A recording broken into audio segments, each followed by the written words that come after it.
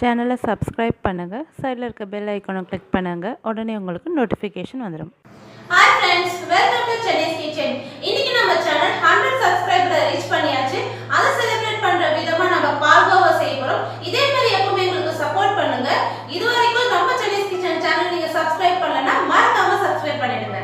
First நம்ம பால்கோவா செய்யறதுக்கு 3 பொருள் இருந்தா போதும். அதுக்கு பாத்தீங்கன்னா 1 லிட்டர் பால் எடுத்து வச்சிருக்கேன், 200 கிராம் சர்க்கரை, 1 டேபிள் ஸ்பூன் நெய். 1 லிட்டர் பாலுக்கு 200 கிராம் சர்க்கரையே போதுமானது. அதிகமாக சேர்த்தா ரொம்ப திகட்டிடும். ஃபர்ஸ்ட் அடி பிடிக்காத அளவுக்கு ஒரு கனமான பாத்திரத்தை நான் எடுத்து வச்சிருக்கேன். இதுல நம்ம 1 லிட்டர் பால் ஆட் பண்ணிக்கலாம்.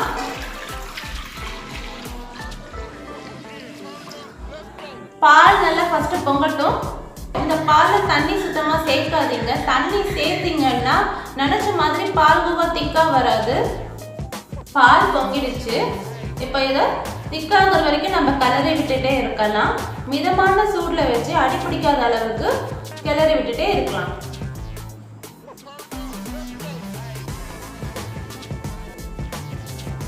இப்போ பாத்தீங்கன்னா பால் ஓரளவு திக்கா வந்துருச்சு. இன்னும் கொஞ்சம் திக்கா வரட்டும், நம்ம சுகர் ஆட் பண்ணிக்கலாம். அது வரைக்கும் இதே மாதிரி கிளறி விட்டுட்டே இருங்க.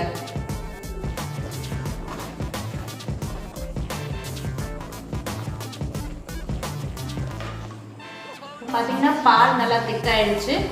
இன்னும் கொஞ்சம் திக்காகட்டும்.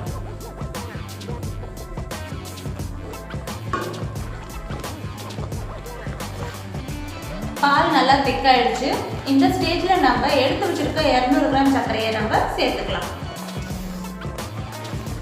சர்க்கரை சேர்த்துட்டு உடனே கலரி விட்டுட்டே இருங்க. நல்லா திக்காகணும்.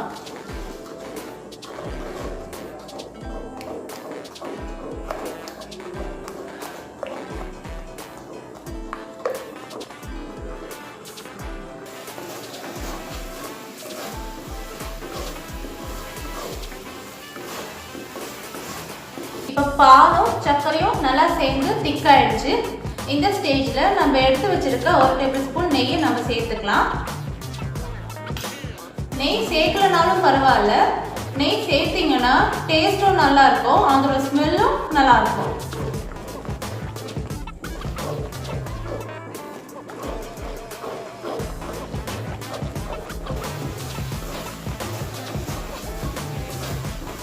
இப்போ நம்ம செஞ்சுட்டு இருக்க பால்கோவா ரெடி ஆயிடுச்சு. நல்லா திக்கா வந்திருக்கு. இதை நீங்க நல்லா ஆற விட்டீங்கன்னா நல்லா திக்காயிடும்.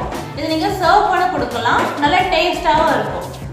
சுவையான பால்கோவா ரெடி. ஈஸியா வீட்லயே செஞ்சிடலாம். கண்டிப்பா ட்ரை பண்ணி பாருங்க.